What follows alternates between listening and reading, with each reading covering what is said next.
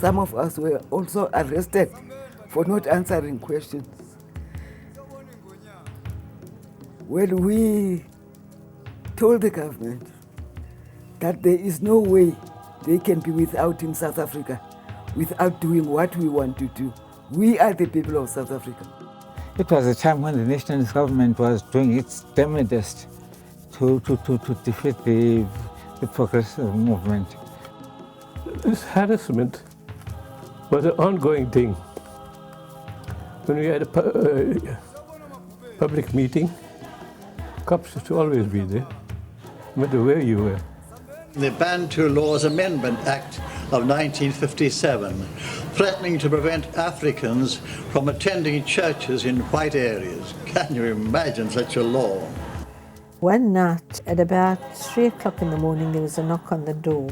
It was two policemen with a huge gun, and they said they'd come to search our house. I was detained for about 6 months. That was a period where, you were tortured and the usual things. It was in that period that Neil Agate was killed by them also in 1981. The restrictive laws of the time, effected by the apartheid government, meant that most meetings and organizations were placed under intense scrutiny. Acts like the Riotous Assemblies Act and the Suppression of Communism Act allowed the government to declare certain organizations unlawful, making organizing against the regime a nearly impossible task. A more resourceful approach had to be adopted if the fight for democracy was to forge ahead.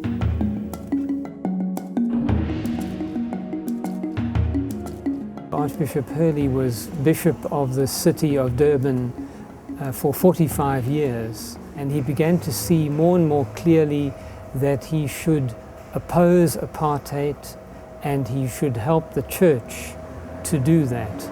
And so he established diaconia to help the churches to be involved in the struggle for justice. We used to have our meetings when we couldn't have meetings in the township. We used to have our meetings at diaconia. He was always very ready to help people, like workers on strike or workers involved in a boycott. During that time, also there were the school boycotts, the 76 and in the 80s. I also belonged to the Black Sash, and he was a patron of the Black Sash along with Baz Nordee. And he chose to go to Emmanuel Cathedral, which is situated in a very poor area. He was the parish priest there. He wanted to see a country that would create abundant life for all its citizens.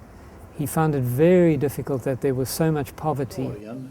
As one of the most complex pieces of legislation ever devised anywhere.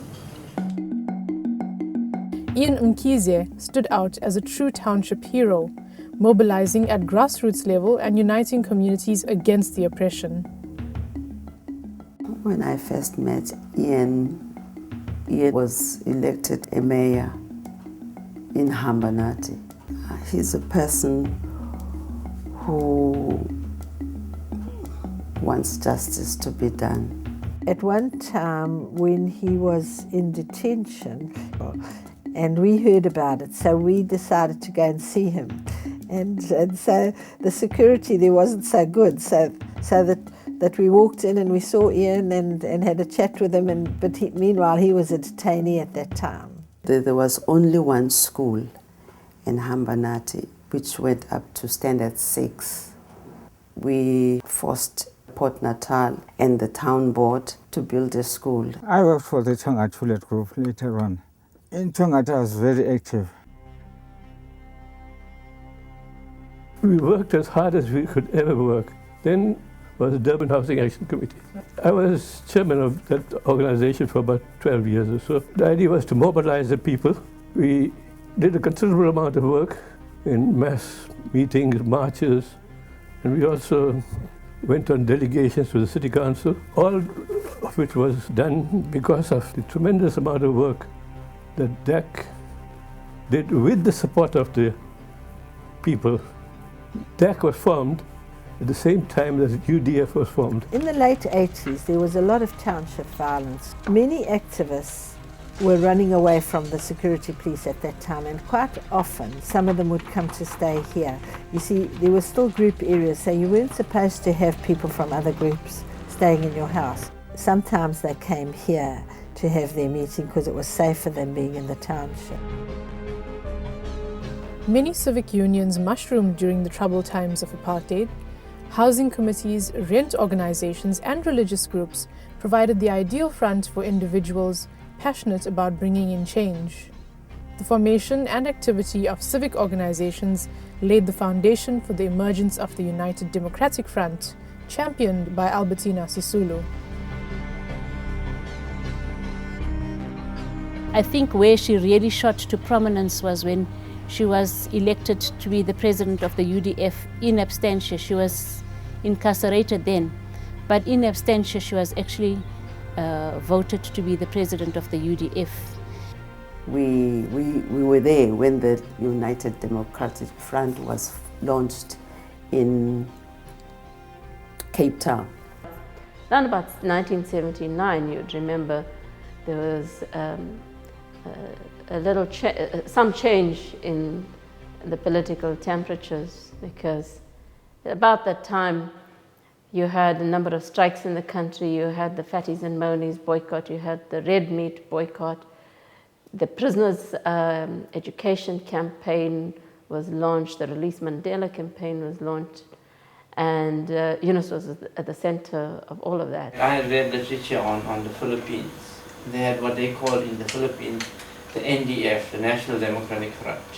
And then we spent a lot of 82 was just doing the preliminary work, which led to the emergence of the UDF. Yunus was a member of the executive committee in the region and eventually became a member of the national UDF, executive of the UDF. And if the UDF wasn't there, the whole concept of fighting for freedom would have gone in limbo. So that played a very important part in the latter days of the struggle. We're very peaceful. We didn't use any violence at all.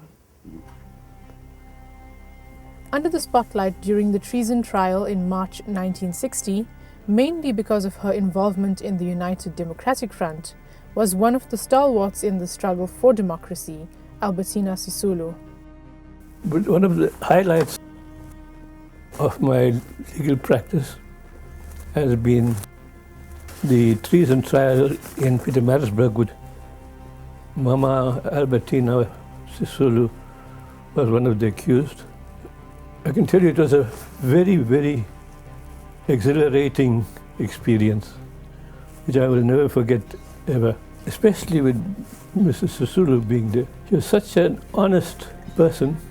I learned a lot about life and living from her, an outstanding woman. So that case, fortunately, we were successful in finding all of them not guilty. In none of my cases did I charge any fees, whether it was political or welfare organizations like the trade union movements, and all was done in an honorary capacity. Struggle, a word that was indeed not foreign to those engaged in resisting the apartheid regime. Meeting and organizing in these times for the greater political good meant a great deal of suffering and personal sacrifice. I'm a nurse by profession, and I managed them because there were not so many, there were only 3 that time. So going to school was not a problem to me, and pay for their school fees. So they carried on until their father came out of jail. But it was very difficult for my mom, because I know when you know what nurses earned in those days. I think for me what remained still very traumatic was how we were woken up by the special branch, knocking on every door, standing at every window, shining torches. Tonight, the Gandhi Development Trust, in conjunction with Satyagraha, acknowledge the sterling efforts of those who have engaged tirelessly in South Africa's fight for freedom. They have endured the incessant scrutiny, the incarceration, and the often brutal harassment, clinging only to the truth of their conscience to bring us all the democracy that we hold dear today.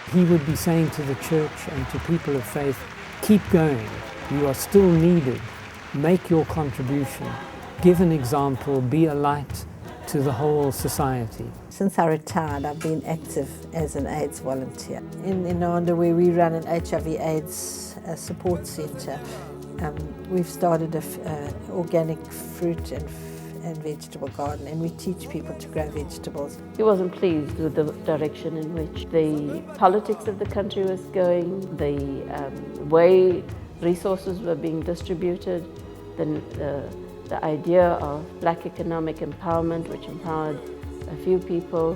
The struggle continues. Quite a lot still to be done. Injustice has to be continually fought. Although we had a very powerful enemy, we achieved it, mainly due to the powerful personality of Mr. Mandela. Well, there's great improvement. Everybody is happy and everybody is free. That's what we wanted. We wanted the freedom of all the people of South Africa, and we got that.